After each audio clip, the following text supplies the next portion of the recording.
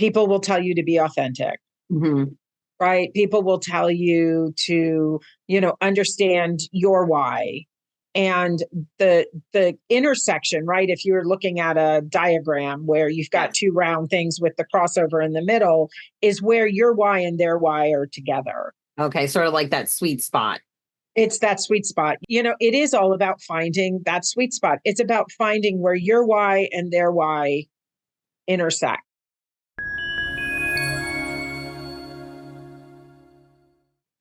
Hello and welcome to another episode of The Wealth Within Us. I am Michelle Blaze, and today I'm very fortunate to have with me Abigail Tiefenthaler, and she is a launch and leverage strategist, specifically working with women entrepreneurs, and also the owner of Savvy Sales Strategy.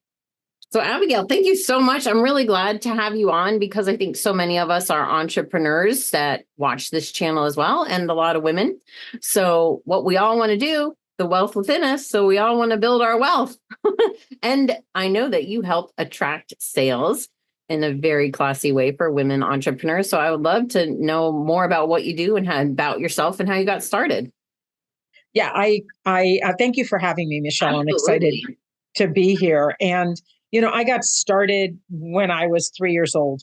My mom was, my dad was a madman, New York City, Madison Avenue. My mom had been his secretary and had left BBD&O, another the Madison Avenue agency. And basically he would come home at night and say, we're getting ready to pitch toothpaste or something. And so my mother had a library of all these women's magazines, and I would help her dog ear, ads for, because I could tell the difference between laundry detergent and toothpaste.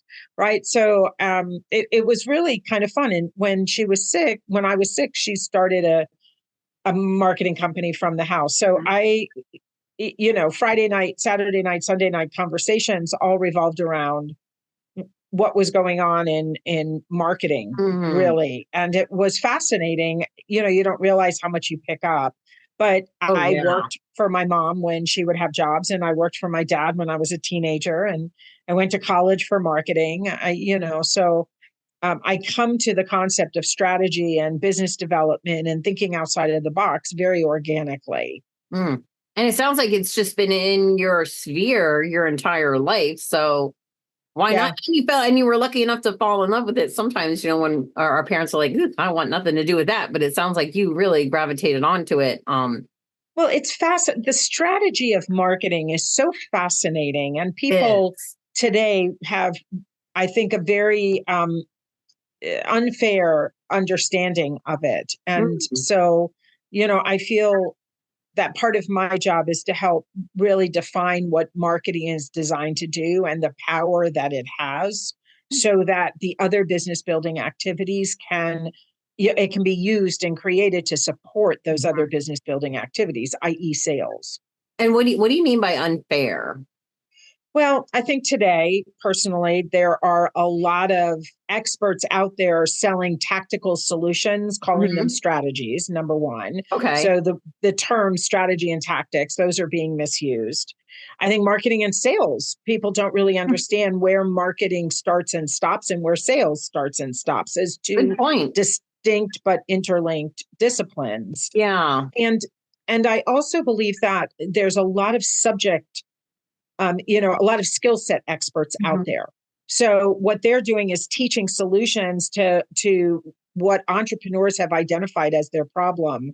And in the old days of advertising, you would you would come up with this pen, take it to an agency, and an agency would help define the strategy, the tactics, the objectives, the goals, the sales process, and all of that. And today, everybody's trying to do it on their own, or saying, well, I can do all of these things, but X. So I'm going to get a solution on X. And in reality, they're not doing A through, whatever the letter is before X, to a place where now it makes sense to actually work on X. So it's almost like they're not seeing the whole picture from what I'm hearing. Right. I say the strategy is that 30,000 foot view. And so to be a subject matter expert, and my business partner is as well. I mean, both of us are one trick ponies. We're sales and marketing. We're client getters. So to help somebody take a step back from their business and go, well, why are you doing this? Let's face it, if you think you've got a problem with Facebook ads, let's just take that, right? You really want to understand Facebook ads as a lead generation tool. Well, somebody would say, great, here's a $2,000 a month service we can provide, but nobody's saying, why do you need it? And is it the right thing to be investing in at this moment in your business? Are you so sure? Do you have a proven method? Do you have a proven process? Do you have an offer that is resonating with a cold world? Because that's what Facebook ads are, right? Yeah. They're not networking. They're not going to the neighbor down the street that you go to church with or your child plays soccer with. Yeah. So it's not as much about relationship building. Well, it is. I mean, that's the interesting thing is that how you bring somebody in, whether it's cold or warm, you still have to build the relationship. It's just, you don't do that on the aisles of the grocery store or on the fields. Yeah. Or based off of a previous relationship where, we go to the same church together or the same networking groups together or wherever that may be. See, they get to see you in a lot of ways that you don't even pick up as being a part of your marketing. So if you're both doing volunteer work, they get to see you. If you're, both traveling with a soccer team, they get to get to know you. In the cold, harsh world, you're some person off the street. Yeah. In Idaho, and you live in Kentucky. So they don't have any of that. People even wonder if you're a real person, I would think. Yeah. Some of it is rather scary out there right now, but at the same time, you still need to go through that nurture process. It's just done obviously through different activities. Yeah. It's almost like your starting point is a little bit different. Absolutely. Now, I've always thought about marketing and sales and even just writing copy and things like that as very much tapping into people's psychology. Now, I'm sure that has a lot to do with it too. So I'd love to talk about that as well. Yeah, I took a lot of psych courses and you're absolutely right. I mean, here's the thing. At the end of the day, people will tell you to be authentic, right? People will tell you to, understand your why. And the intersection, right? If you're looking at a diagram where you've got two round things with the crossover in the middle, is where your why and their why are together. Okay, sort of like that sweet spot. It's that sweet spot. Yes, I actually have a company called Sweet Spot Strategies. I do something else under that, but yeah, it's it is all about finding that sweet spot. It's about finding where your why and their why intersect. Yeah, I love that. That makes so much sense because I think with most of us, whether you're taking a marketing course online, a self-paced one, or even if you're involved in working with someone or just watching videos, everybody always is like, define your why, make sure you define your why. But I don't think I've really ever heard anybody say, well, what's their why? It's almost like what is their problems? What are they complaining about? Not what's their why. That's the question is, I like that. What's the problem you're solving? I'm just simplifying it by saying your why is what will keep you in the trenches when it's full of water and mud and dead bodies, hypothetically, right? To use that analogy of war, their why is what's waking them up at 2:00 in the morning that doesn't allow them to go back to bed. It's why they're feeling overwhelmed. They're stressed. Yes. They're feeling like they're living Groundhog Day, right? And the thing about being authentic is, I think we all have versions of ourselves, right? So it's got to be, it's got to be the right version of ourselves showing up so that somebody raises their hand and goes, I want to know more. Right? That's marketing. I want to know more. And I want to kind of feel into who this person is, which is why they may stalk you with you and never knowing on social media, which is why they may, do a one-on-one after a networking thing, right? Something caused them to say, I want to know more about this person. And then their why is this the problem they need solving right now? Right. So why are they in that conversation? Yeah. Or why are they even searching? Right. Because I think a lot of times people don't really know what they're searching for either. Correct. Because doing website design, which is, one of the many aspects of myself, Right. I definitely try to tap into this while I don't teach or do sales or marketing plans for people. I definitely try to help my clients figure out, well, what all the things that you said, well, what's keeping them up at night? What are they saying? I always like to say to people, what are they saying inside their head that they're not saying out loud that Right. you're going to verbalize kind of back to them that they're going to read or whatever. Right. And no one ever says, oh, if only I could, be this expert, I would like they're saying they have a very different language of Mhm. what's going on in their head than most marketers, most entrepreneurs are saying in their language. So it's about getting real. It's about truly understanding them to a place where you can say, this is why you want to work with me. Yeah. And this is why I do what I do. And doing it very quickly because people's attention span is very, very short these days. Yeah, you've got to start off being very provocative and sexy. Which I think a lot of us struggle with on our own because we're so wrapped up as entrepreneurs, or whether we're selling something with network marketing or our own product or our own company. I think that we're so caught up in the products and the services that we sell, we often forget how are other people looking at it and how do they really need, or how are they really going to use and benefit this product for them? Right. Service. Yeah, I agree with you. I think that we know they need what we have to offer. So we almost are, that's why we're selling benefits. Well, if I tell them how it works, they're going to understand it. Nope. While I sell a proprietary method, well, that's really great, but how does it move me from point A to point B? Mm-hmm. And we get hung up in our expertise and our credibility. And, trust me, nobody knows better the concept of crickets around our messaging than I do, because having worked in the industry for so many years professionally and really been a part of it for all of my life, it's very hard to, like nobody wants to buy strategy. Truthfully, nobody wants to buy strategy. But yet when I'm on a strategy session with them and we're talking and I go, the reason why this isn't working is because of not this, but actually 4 lines, 4 steps before it. And what we found is that a lot of the clients who come to work with us, especially the women, I mean, we do have some male clients, but for the most part, the women clients, they're, they don't want to be salesy, right? That's the key is most women don't. I can relate to that myself. Yeah. So I always say, if you don't want to sell, you've got to be a better marketer. And they don't understand because marketing is designed as a discipline to drive decision making. Okay. So where you get stuck in the sales conversation is where you're trying to convince them. Okay.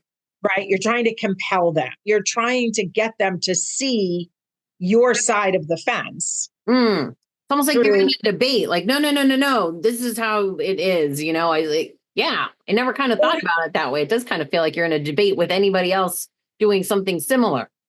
Right. Where if the marketing is doing it, the heavy lifting, which is what it's designed to do. Okay. You now are bringing people into your ecosystem, again, regardless of whether it's through networking, speaking, a lead magnet, outreach, organic, paid, it doesn't matter, right? But now what you want to do is start giving them reasons why they're in the right place, to start identifying their problem. Because again, you wake up in the middle of the night and go, I don't understand why John can't simply do his job. If John would do his job, then everybody else and half of my problems would be gone. So we're going to give John training. But what we don't give John is support, or we don't give John leadership, or we don't give John, the ability to make his own decisions, right? So all of those are, well, it's really great to tell John how to do something, But if we don't understand why he's not doing it, Mm, we haven't fixed the problem. We yeah. have just put a bandage on the symptom of he's not doing his work. Why is he not doing his work? Nobody's delving deep enough And to that really, to and me would be the mindset sort of piece of it, which is huge in marketing. it is huge in marketing. And that's where the psychology comes in, Mm-hmm. is you really have to understand the problem, and now the question is that if you point out the obvious problem, John isn't doing his job. The job of marketing is to help people make the reader, the potential client, aware of the fact that maybe he doesn't know how to, maybe he's not motivated to, maybe there's something that's triggering him, maybe you put him in the wrong position, like they've got to start raising, like, oh, it's I've got to be expanding. Like, I'm always about, most people look at life this way. I mean, even if I can get them to look at it from, just widen it slightly, A right? I'm bit, not yeah. asking, for eyes in the back of your head, but what would happen if somebody goes from here to here? Mm. All of a sudden, what they can see is so much broader. And let's face it, we're all in business for a reason, to turn a profit, to get value back for the value that we're giving. So Exactly. I think that's only going to increase our sales and our profits as a part of that. It should, assuming we're looking in the right place. Like, Yeah. yes, let's keep it basic. Yes, the short answer is that if you realize that most problems as they're being experienced really have deeper roots, Mm-hmm. it becomes a lot easier to do that foundational exploration, Yeah. where you're really learning about not just who you are, why you do it, because again, the why for you is what keeps you in the trench. Yes. Right? The why is that, okay, yesterday was a crazy day, but today's going to be better. Mm-hmm. I screwed this up, but I can use it as a learning experience, right? Your why is what keeps you in the trench. Yeah. And because Their why is the quit. problem. What? Otherwise, you would just quit. You would be like, why am I even doing this? And some people get to that point where, they have romanticized entrepreneurship versus a W-2 job. And at the end of the Yes. day, they really are not entrepreneurs, because I spent 15 years in corporate before I went out on my own 26 years ago. And here's the thing, I've never worked as hard being an entrepreneur. And because I like it, because, I'm always learning new ways. I'm always expanding my universe of knowledge and of support. So I think most entrepreneurs, people who really in their heart of heart feel like they're entrepreneurs, it's just, failure's this first step to learning and mastering it. Yeah. And it takes some tough skin to be an entrepreneur. And I know I've been in business myself since 2000. So we're in 2024. So for 24 years and I survived. But yeah, there were definitely some days when I'm like, why am I doing this? But when you talk about your why, it's like, well, I like my freedom. I like being there for my kids. I really like what you said, because I didn't even realize it for myself, but it is. I think when we have that W-2 or that 9-to-5 job, it can lock us in a box of the knowledge and the experience and the things that we can gain.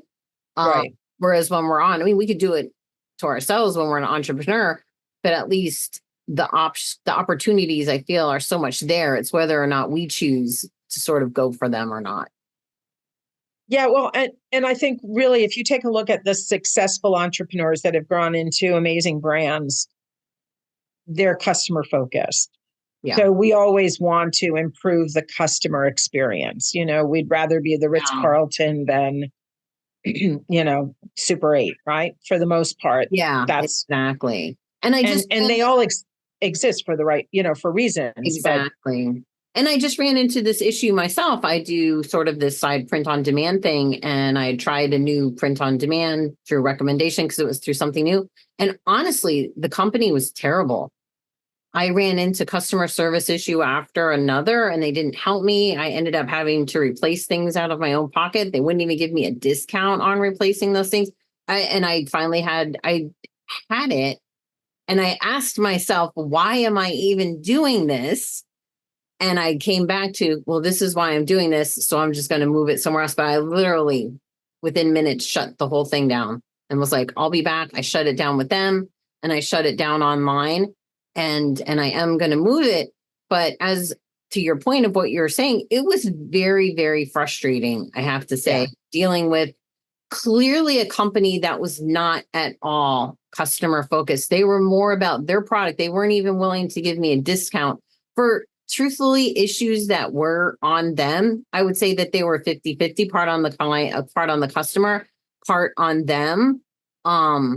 But yeah, wouldn't replace a single. I literally got not a single out of about 4 issues. I didn't get one of them resolved. I had to do it out of my pocket, which I did not feel was very good customer service. I'd have at least felt better if I'd have gotten some kind of a discount or something replacing those products. Right. And you won't use them again, Nor recommend them. Nor recommend them. And part of the other challenge is you're not giving up on the print on demand, because you understand the concept is the right concept. We sometimes blame the platform and walk away. Somebody will say, well, Facebook ads don't work, or organic outreach doesn't work. And, Tammy is brilliant at looking at new platforms as they come out, like not just the YouTubes and the Facebooks and the LinkedIns and Instagrams and, all of those out there, but there's a tech platform that comes out every other minute. Oh my gosh. And so investigating them, and some of them you just have to work through. And so what a lot of entrepreneurs don't understand today is that marketing is all about testing. Marketing is research based, because it's about saying, oh, you think your audience is 35 female and, has had 2 babies and doesn't want to have babies anymore or whatever. Yeah. Then you talk to a couple of those people and go, I don't want to work with these women. They're angry. They're this, they're that, whatever it is. And then you blame the marketing, where it's kind of like the ball went where you aimed it. I like that analogy. Yeah. So it's important to understand that maybe you thought you wanted to work with 30. It's not a failure. The outreach wasn't a failure. The audience was the failure, or the offer was the failure, or the message was the failure. Yeah, it was almost like it's like the identification of the audience was maybe the failure, or maybe you have to go more broad. Maybe you have to go more narrow. Maybe the message isn't resonating with that person that you think is your ideal client, or maybe the offer. Maybe it's the wrong offer. You're giving somebody this slow, leisurely thing where they're busy. They don't have time. They need something more fast-paced or quicker or self-paced or whatever. So we get so hung up on, this is our audience. I know my audience. This is my offer. I know my offer. I just need to connect them with messaging. And it's, not always just the messaging. There's a lot of factors that go into, and then I will finally say, and I'll shut up, is that you mentioned this earlier, the lack of time is, somebody will do something for 3 days and go, it doesn't work. Yeah. The attention span, where you have to give it a minimum, of I would even tell you 2 to 3 months to see if something is working. I mean, you can tweak things during that time, but you don't throw everything off. And most entrepreneurs will say, well, it's my offer because nobody bought my offer. And it was like, chances are nobody saw your offer. So we have no idea if it's good or bad. Yeah. It's something else in that mix. And I think that's where it's really hard to find a one-size-fits-all DIY solution, so to say. I mean, there's so many marketing courses out there that you can, work with a coach or take a self-paced course or things like that. Like, how do you think that they fare? Because they're very popular, and truthfully, it's a market of its own. Well, I mean, I don't know if the statistic is still true, but as recently as a year or two ago, 95% of home study, do it Yeah. yourself courses were never opened or finished. Yeah. I think So it's still really high. yeah, and it, the thing to remember about marketing is that it's not easy because it's really got to tap into things. Sometimes you don't want to go there. Sometimes it's not comfortable to really address it at its, most basic state. And so what happens is, I just want you to be consistent and post twice a week on LinkedIn. Well, if I have an aversion to posting, I'm not going to do that. Yeah. Well, if you do that, if you don't do it, it's not going to work. So, that's the other side of the coin is how many entrepreneurs are really ready to do what's necessary to be successful. Yeah, and I Right. think many of us, and I would include myself in that category as well. I mean, I'm always like, oh, I need to do this and I need to do that, and then the day goes by, and I'm like, oh my gosh, well, what did I do? And it's not that I didn't accomplish things, but whether it's time management or I think we just don't prioritize those things the way that we should, and I am super guilty of it. So Me too. I no mean, judgment at all. yeah, I mean, I should be doing video and posting and I don't. I mean, we get hung up in our own limiting beliefs. We get hung up Correct. around time. We are going to focus on things we enjoy doing more so than things we don't enjoy doing. And things we've gotten results from. Because I think for me, a lot of time I hate to admit it, it's that like that self-con. Well, what if somebody doesn't like it? What if I look dumb? And I really just need to be like, who really cares? Right. Like in the end, no one's going to be like, oh my gosh, who is that girl? Like, Well, and if they are, the message wasn't for them. I mean, yeah, that's what we or forget. they're not my client. Yeah. So they're not the Yeah. people that you probably want anyway. And you're so true. But I think that's what holds a lot of people. I know for me, that's what it holds back. It's either, what am I going to say? So I'm either stuck on an idea or I'm like, oh my gosh, I feel so silly with this phone in front of me doing a TikTok or whatever it is. Right. Well, and that's where the authenticity comes in. You don't have to be a hot mess, but at the same time, if you're talking, if you're a healer, talk while you're healing, talk about it, use it, or how do you use the products? How to, right? There's Yes. a lot of ways to tie in the conversation organically and strategically that, think of Taylor Swift. There isn't a word in her song that doesn't have some type of meaning. Mhm.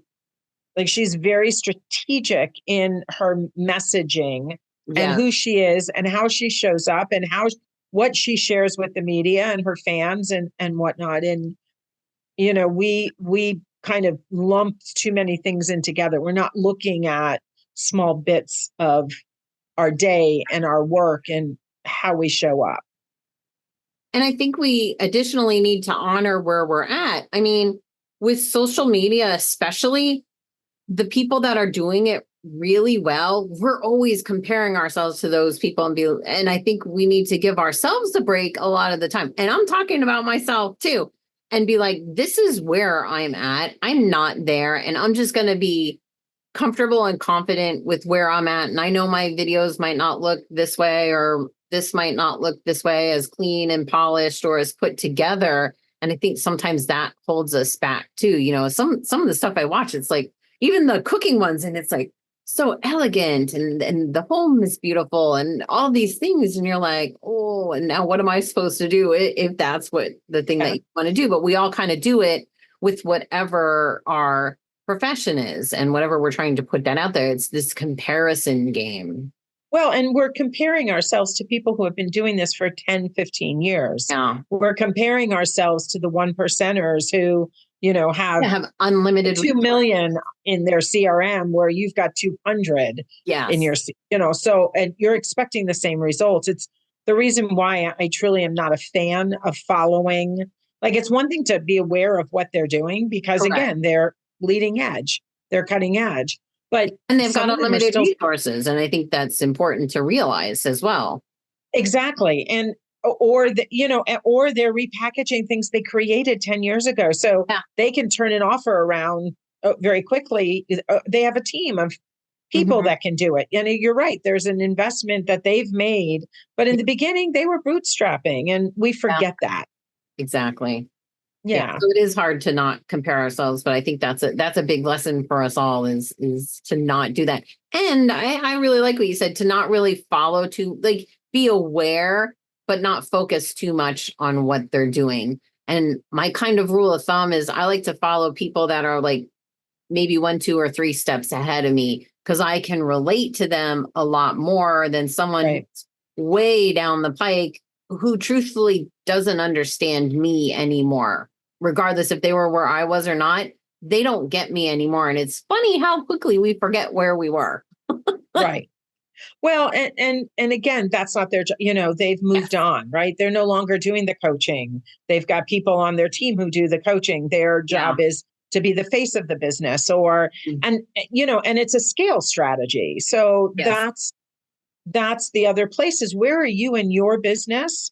If you're still within a very small network and working with people that you've gotten through referral, you have to get visibility, Mm. right? Not credibility. So that's Okay. the where are Yeah, you in your business? that makes complete sense to me. Yeah. Because it's like, well, I've already got the credibility. And even with most of my business, it's honestly, it's almost 100% referral. So for me, and I'm just, if anybody's in where I'm at, that's where you would look at the visibility part of things. Yeah. I mean, if you take a look at the numbers again, because marketing is all research, you're going to have analytics that go along with it. If you take a look at the fact that you have 200 people and you do a 10 email sequence to them, Mm-hmm. a 1% response, maybe a 2% response, you're not even rounding yet. So the goal now should first be to build the email list, Okay. right? Not to start making offers. So we go from lead to sale. We don't go from lead to nurture to sale, or from, build. We don't do that building that needs to happen that allows people to come in. So now we're marketing to 1,000 instead of 200. Mm-hmm. I, The I numbers think change. I think in addition to our short attention spans, we also want this instant gratification. And that's where what you said with like, oh, you've done this for a week. Well, don't give up, because you need really 3 months into whatever strategy that you're doing with small tweaks, but consistent with the strategy. And I think that is true. We get very frustrated when when our effort is being put out and the results really aren't coming in as fast as we would like them. Right. And then we get stuck in busy work. We decide we're going to write a Yes. book, or we decide we're going to do something else that really is not an income producing activity. Yes. Yeah. Like my podcast, well, which is where I'm going. I want to make my podcast more of an income producing activity. But like you said, you have to kind of go through this part of it first and get Right. visibility and do all the things. And I think most of us just want to skip all the steps. Sure. We It's, always want to jump steps. I mean, why not? yeah. You know, Wouldn't it be nice to just cut to the front of the line? I mean, who doesn't want the fast pass, the fast pass for but you pay for it. entrepreneurship? You pay Yeah. for it, right? There's not a park out there that No. doesn't offer that offers the fast pass for free. Yep, that's true. That's so true. Yes. So you can do the fast pass, but yeah, you definitely have to have the funds. And I think that's where people like myself well, I don't have the funds for the fast pass. So what do I have to do?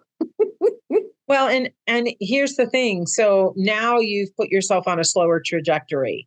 So the question is, are you okay with that? Yeah. Because sometimes the investment Good is worth point. it. I'm not, you don't have to go invest $20,000, but you need to be working with somebody who, first of all, is going to really understand Mm-hmm. what you want, where you want to go, where you are now, and can help you connect those dots. I mean, plain and simple, if you only ever work with one outside resource, it's very hard to do it on your own. I mean, even It is. Tammy and I have coaches that we work with. Mm-hmm. right? To help us stay on track. And when we realize that we're going this way instead of this way, to say, well, why are you doing this? Mhm. And is it going to help you, like, is it just like this and it's going to Yeah. eventually reconnect, or are we now, off in a complete tangent? I mean, that's super important, and to do it periodically, Mm. because if you're working a business, you're selling a product, service, whatever it is. After a couple of sales, you need to now reevaluate. Are these the people you want to work with? Is this the offer? How do you tweak it? Now, how do you bring more people into your ecosystem to now, be making Yeah. that offer? So the Yeah. And question what is, was it about those people that drew them in the first place? Did they all have something in common? Did they all have a similar why? exactly, because it'll allow you to hone your marketing, and asking people why they worked with you, why they stopped working with you. Well, the three basic questions are: why did you work with me in the past? Why did you want to work with me? What were you hoping to get from working with me? And then what did you actually get from working with me? So why now? What were the expectations? And then what was the deliverable? Yeah. And I Can think be, sometimes I just know sometimes working with clients, it's like you tell them what they want to hear and then you give them what they need. yeah, And in tell them the what they end, want, you'll give them end what they up need. with a much more success than otherwise. Because But they don't really know what they need. most They of us honestly don't. don't. No, And they think they're yeah, further along the track than they yeah. are.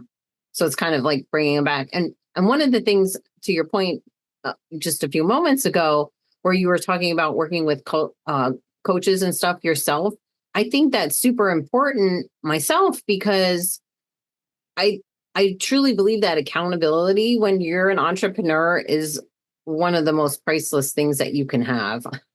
Because it is really hard, in my opinion and in my experience, to stay accountable to yourself. Because we're very Yeah. good at making up excuses as to why this didn't happen or why we didn't do this. Well, and it's a matter of working with the right accountability partner. True. It's one of the reasons why the way we've structured our programs, which are not off, they're really services that Mhm. we offer, is to do some of the work with them. So we will actually do something, and then they need eyes on the business. So we're not, or we'll have them do something and then we're the eyes on the business, right? We're getting more than one set of eyes. We have kind of those checks and balances in place. And we're getting ready to launch this workshop series where we can, go spend $500 with us to spend a couple of hours to see what's going on in your business and Yeah. help you identify, oh, this is the path. Now figure out how you're going to make that path happen, whether it's through us or whether it's with somebody else. Yeah. But because, I mean, yes, we have a stake in the sand, we have a vested interest to some degree. Our goal really is still to help Hmm. the coach or the consultant or the service provider do what's next for them. Yeah. Or clean up what they were not doing, or clean up what wasn't working, what wasn't successful. And I Right. think that's Usually there's a hard missing to do. link somewhere. I mean, not a Yeah. tech link, but a But yeah, missing yeah, like a piece of the missing puzzle. piece or something that was overlooked or something like that. And even Right. that, like you just said, it's all research. It really does all seem to come down to the research aspect of things. And then the execution, of course, but the the foundation is mostly based in the research and knowing your clients and asking the questions and researching. I'm sure even if you're a service provider, well, what services are best for this need and what are they going to most get the most value about and all that other stuff. Yeah, I worked with a woman who ran, she did massage, she did facials, she did some infrared a number of years ago. And when we actually did some of the work, we did a VIP day together. And I was saying, well, okay, so how many of these can you do a day? And we listed how many customers can you conceivably work with in a day? How many customers, how many, for each of the services? Yeah. And then how much does each cost? And then what's the cost associated with it? And at the end of the day, she realized that she was really focusing on facials and massage as opposed to the infrared. So by understanding that the infrared was really where her sweet spot was in terms of income, the least amount of additional cost of expense, and because it was already already purchased, and the most she could do 20 of those a day. She had no worry about how much time standing on her feet or her hands. And she was like, I never even thought about it. Right. So now focusing not on massage or not on facials, but on infrared, it was a different market. She had a different message.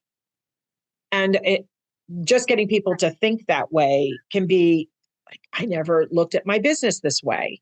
Right. So and even with a lot of marketers, they don't understand that because their goal is, well, how do I drive traffic?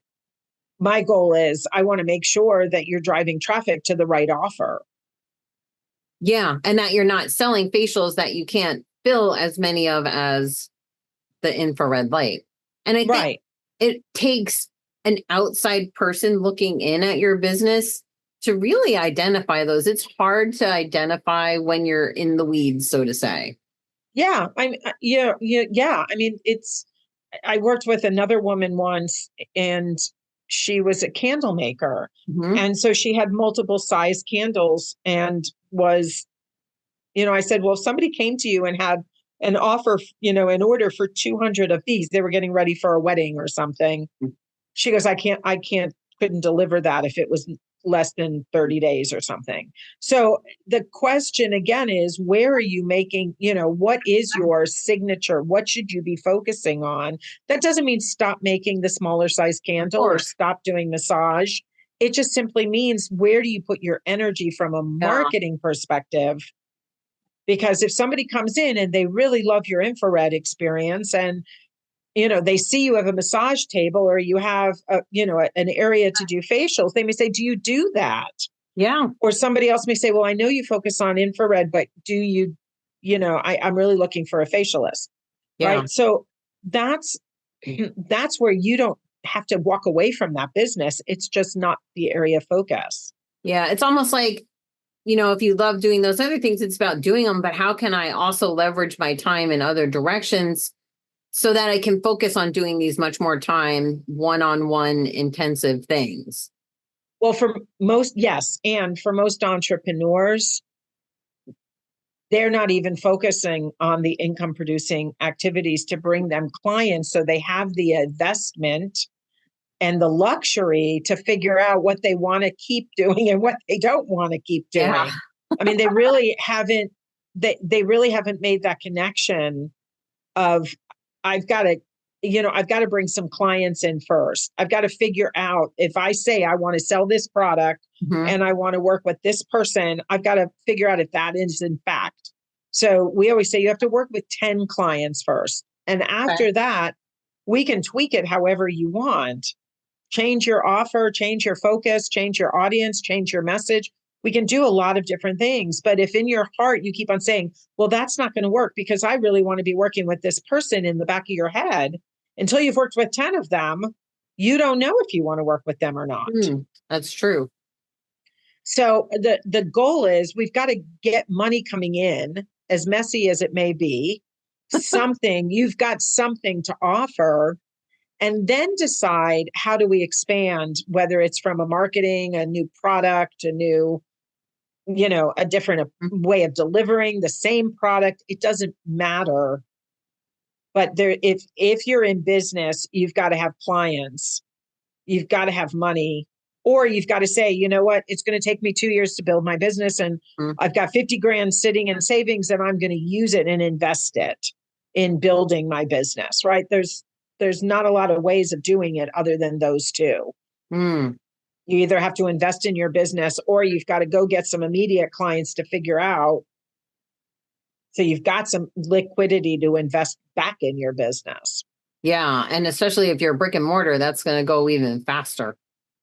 Yes, this can be true. But the question now is, how can you use your brick and mortar for space that may be a little less traditional than what you're using it for? Or is there a way to tie in what you're doing in a brick and mortar into the online world? So now the question is, how do I really maximize the fact that I've got a brick and mortar? Yeah, almost like, how do you leverage it? Can I bring in a couple of people and do a class of 10 where you're getting paid 10 times for doing the class once? Like all kinds of things like that. But as you said, first you got to get over the initial hump of getting people in through the door. Now, do you mostly work with people that have existing businesses or more on the startup side of things? Like, who are your ideal clients? Yeah, our ideal clients are traditionally coaches and service providers who have been in business probably 5 years or less.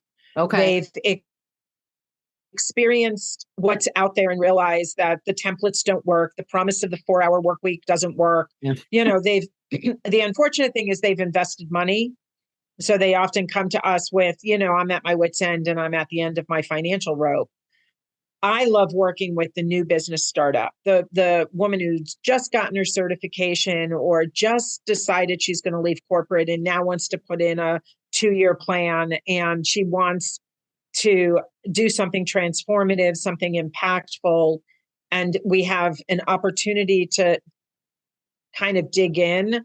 The challenge with that new startup is they don't necessarily know who they are yet and what they want to do. They've romanticized it a little. So getting them to move forward. So in that space, but if it's a woman business owner, I usually enjoy working with her. Oh, that's nice. So yeah, so that's like kind of a little bit of a range, but not too big. But do you take on clients that are sort of like, I've been doing this for 24 years. I'm not where I want to be. What do I change? Or are you like, no, you're because they're still a new business owner. If they're not making money, if they're not making the money they want to be making, they're not scaling. They're still building, right? Yeah. So it's business owners who are building and haven't figured out they haven't figured themselves out. That's why I said in the beginning, sometimes that startup can be challenging.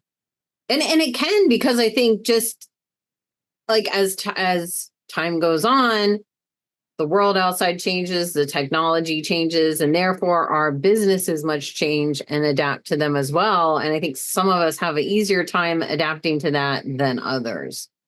Absolutely. Yeah. And especially traditionally we used to say most people buy out of order, right? They buy what they want. They don't buy what they need. So they're not addressing the root core of the problem.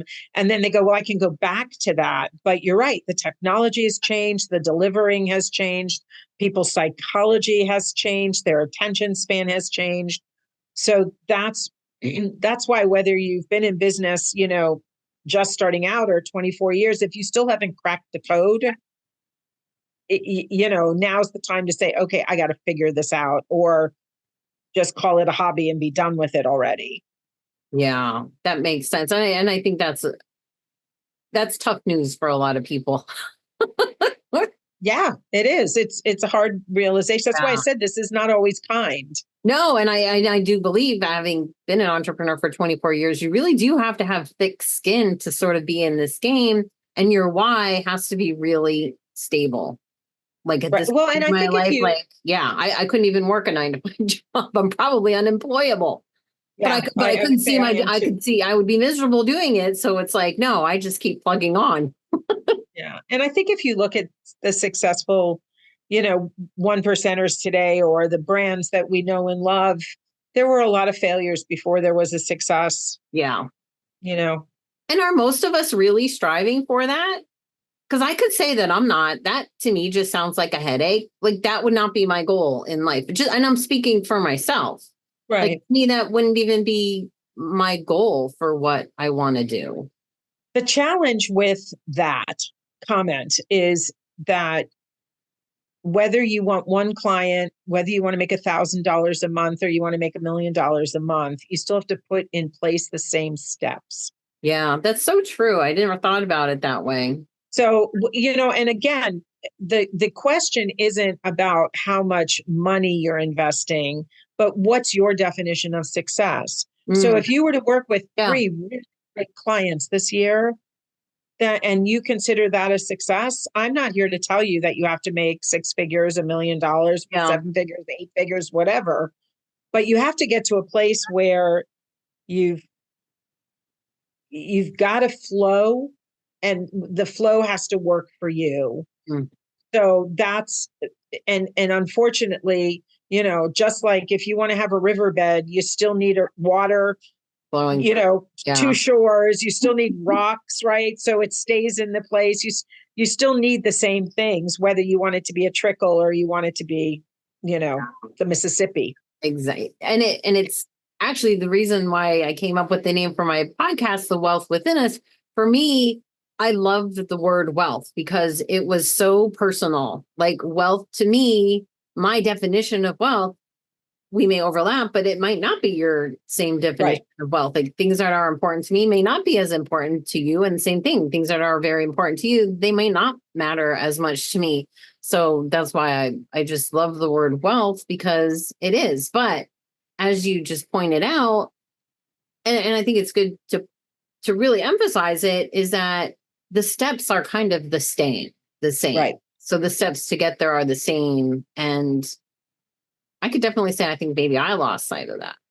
Well, I think, yeah. I mean, every business needs skill sets, tool sets, and mindsets, right? So Correct. the question that the entrepreneur is always evaluating is, what do I need next? Mm-hmm. And again, where I was at the age of 30 and where I am at 64 are very different from a mindset perspective, a tool sets perspective, and a skill set perspective. Yeah. So if I was going to go, start this journey all over again, what do I need now in 2024 versus what did I need in 1982, or 1997 when I started my entrepreneurial journey?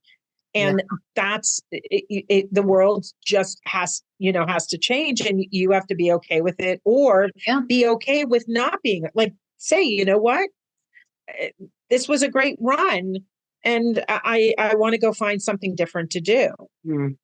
So I think we're so hard on ourselves, and we start on these paths and we think we have to, we've told everybody we're going to do it. So we've got to prove to them that we're going to do it. And at the end of the day, we're miserable because maybe we're doing it, but we're miserable, as opposed to, what, that was one thing that I learned how to do that it doesn't feed me anymore. Doesn't. Or we've drained our coffers or accumulated all kinds of debt. I think that's the other thing. It's like we're not only miserable, but now we're overextended to the point it's like, well, how much money are you going to throw at something that's just not working?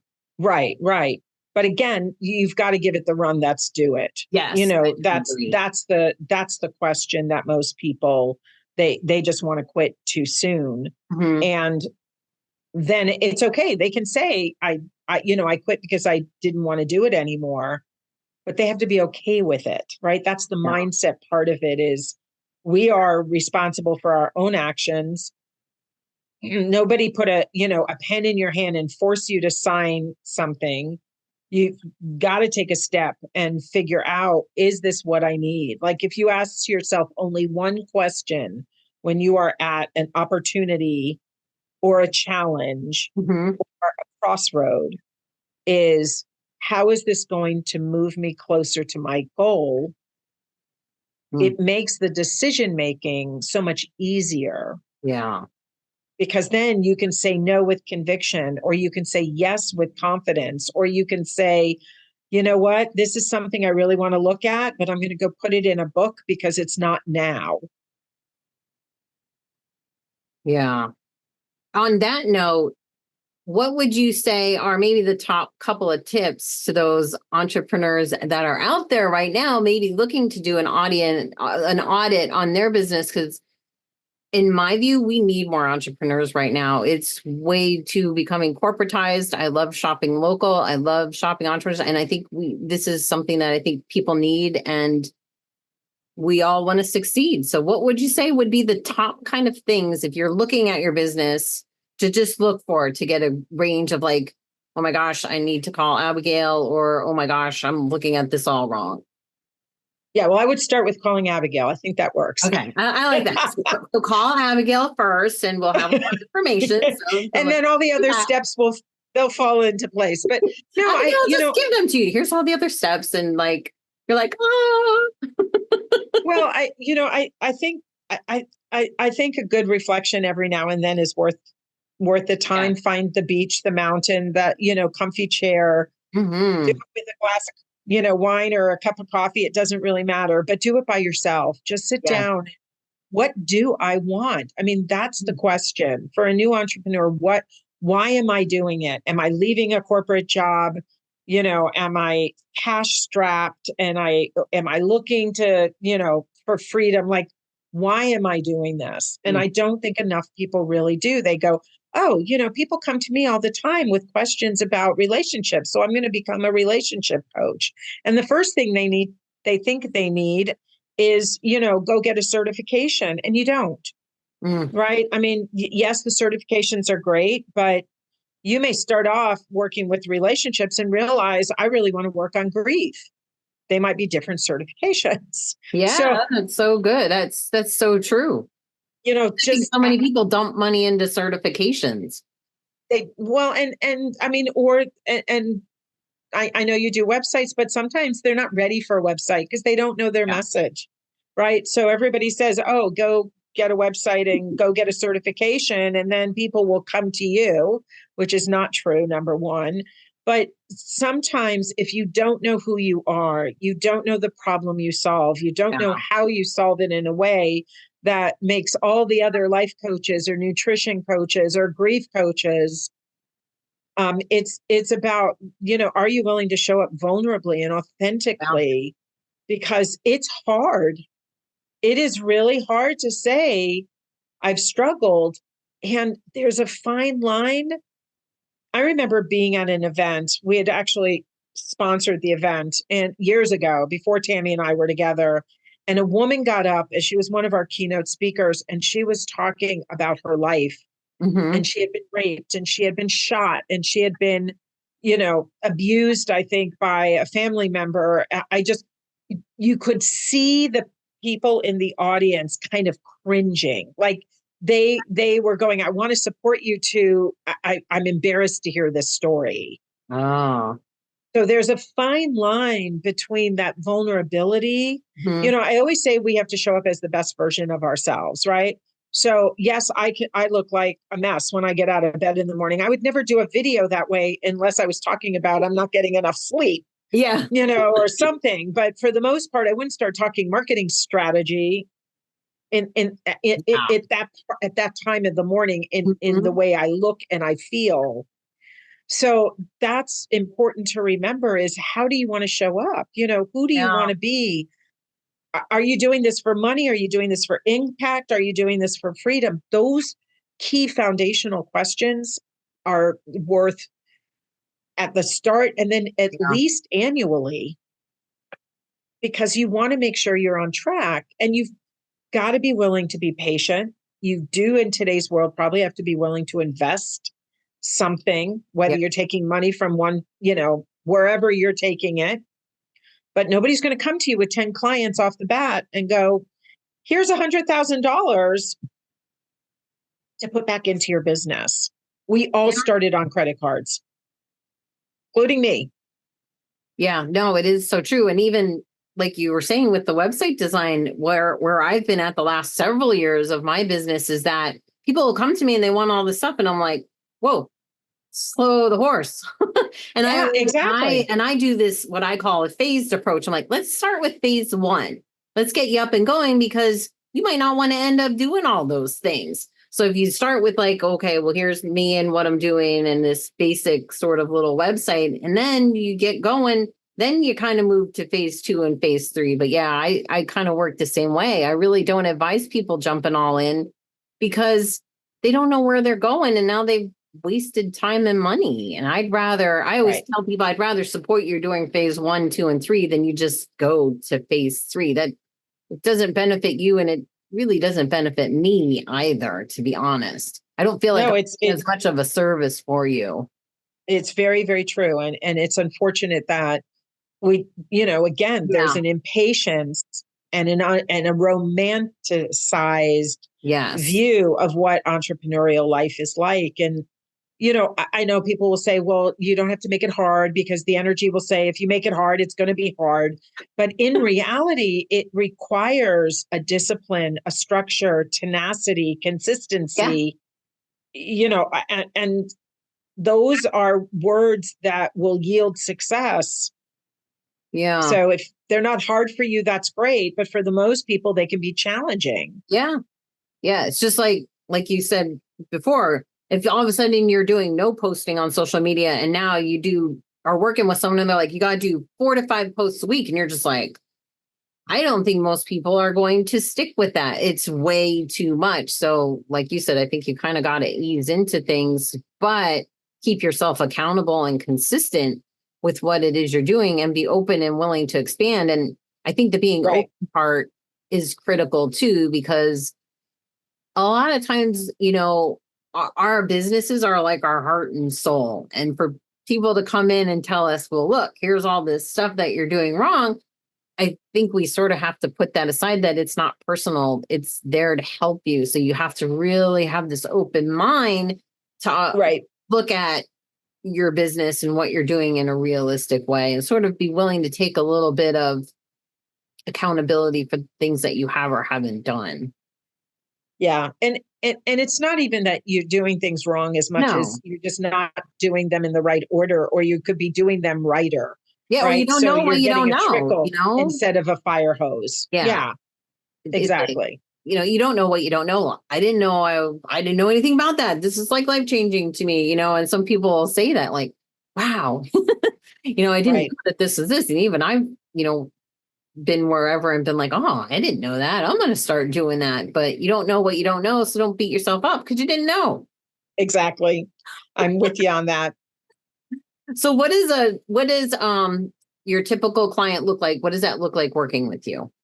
Yeah. So we actually just are launching a small group program where it's extremely inexpensive to, kind of run as a mini VIP day. So Mm-hmm. it's, a good 3 hours. It's just an opportunity to have this level of conversation around your business. Mm-hmm. We also work one-on-one. If we've got a client who does have an offer, who's validated their offer, who kind of knows their message and their audience, we get into lead gen right away, because most Okay. clients do not have the volume of, Yeah. you know, of eyes on their business. So we get into lead gen right away. And the lead gen is focused on driving people into a freebie, into an event, or into a strategy session. So these are for clients who have, 3, 5, 10, 20, $30,000 offers. But for the person who's just starting out, this group program that Tammy and I are still working through all the logistics of it. We're actually testing it tomorrow morning on Oh, August nice. 3rd. I know this won't be recorded, I know this won't be airing before that, but it's really to identify, what is it? What if we can give one thing to the beginning frustrated entrepreneur, what is it Yeah. that will help them move their business forward? So it is really designed to be quite affordable. Oh, nice. Yeah. Yeah, I think that'll help a lot of people. And we'll have to put all those details in the description for whatever platform that you're working on or you're listening to this on. Right. Yeah, Yeah. I would love it. But at this, again, Tammy and I are both in our 60s. We want to make sure that the right things are done at the right time and in the right order. And we know there's so much out there that can be distracting. We want to be a voice of reason in the marketing world. And there's not a lot of us out there that I I think are would providing agree. that. I would agree as well. I would agree. Which makes it hard to put your money down somewhere when there's so many choices and they all seem to be offering the same thing. So Right. coming out with something a little bit different, I think, and being that voice of reason, I think most of us need that. Yeah. Yeah. And today's, and just that second set of eyes. Yeah. The second set of eyes to me is priceless. Is just priceless because we cannot see outside of our own, and it's natural. Like it is hard to really open up, and like you said, you can only really do that if you take those quiet moments, if you meditate or have a cup of coffee or a glass of wine or whatever it is that you need to do, where you don't have that extra chatter coming in, and you can actually, you know, it's really that self-care thing. It's self-care for your business. And, part of it is people go, well, I have an advisory board or I'm in a mastermind and all that's great. But unfortunately, what's happening is you've got a lot of external ideas coming at you in a mastermind. Yes, that's so and true. That can be overwhelming where if you let it flow naturally, it gets you, I think, a little bit further. It's my own personal opinion. Yeah, no, I agree. And a lot of times then you're thinking, okay, that's awesome, but how does that apply to what I'm doing?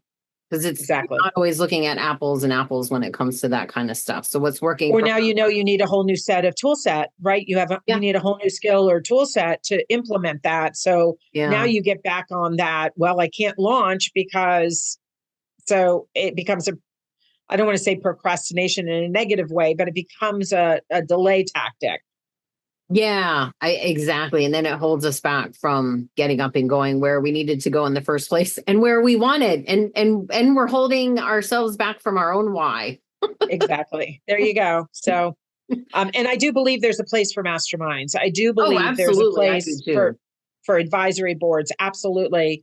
But again, think of the times that you've been in a mastermind situation when you've brought a challenge or an opportunity to the community and you're getting feedback on it, right? Versus somebody starting to plant ideas, unless you're asking for those ideas, right? Yes. So now you can go back and you do that reflective work to decide I'm going to prioritize these ideas as, 1, 2, 7. Yeah. So exactly. No, I think that's amazing. So where can people reach out to you? So we know that our number one, we need to call Abigail. So how do we get in touch with you? Yeah, I'm the beautiful thing about a name like Abigail Tiefenthaler is that there's only one of me on LinkedIn and on Facebook. And those are my two primary platforms. Our website is savvysalesstrategy.com. And there's a link to schedule time either with Tammy or me. I don't remember. But I'm around. I even include my email and my phone number on my links. So nice. I'm old school because that's what's missing. We're missing old school, like the new math. Oh gosh, the new math. Don't even talk to me about the new math. I would argue with my kids. I'd be like, I don't understand. That's how you do it. And they're like, but I can't do it. They're going to mark me wrong. And I'm like, yeah. And 2 apples plus 2 apples is 4 apples, right? Yeah, so like, oh my gosh, there's more than one way to get to 4. There you go. Yeah, we're missing a little critical thinking these days, but that's a whole other story. Yes. But yeah, I agree. I think we do kind of got to go back to a little bit of basics and maybe even start putting the humanity back into it as well. There's a lot of things out there like bots and all that other kind of stuff that's like doing a lot of that thinking for us, and they're helpful, but exactly. The automation is used as a tool. It's great. It doesn't replace critical thinking or human thought. It does not. And you still need that human being to look from the outside in on your own business. So exactly. If you are looking to have an outside view to the inside of your business, make sure that you give Abigail, Abigail, I'm combining words. There you go. I'm changing names now. Make sure that you give Abigail a call. There, I can separate my words now. And get started. And I will have all of your information up there. And I'd love to have you back to even maybe get more specific on some kind of other topic or a specific topic, because I think us, especially as entrepreneurs and women entrepreneurs, we tend to band together and we're all out there, I think, rooting for one another for sure. No matter what. We should be. If we're not, we're in, in the wrong period of our life, right? Yes, yes, we are. Got to get to that. So exactly. So anytime, just let me know. Absolutely. Well, thank you again, Abigail, for coming on. I really enjoyed our conversation today, and it was very helpful for me. And I'm sure it was really helpful for our audience as well. Well, thank you for having me, Michelle. It's been a pleasure. Thank you. And until the next episode, I am Michelle Blaze, and this is The Wealth Within Us.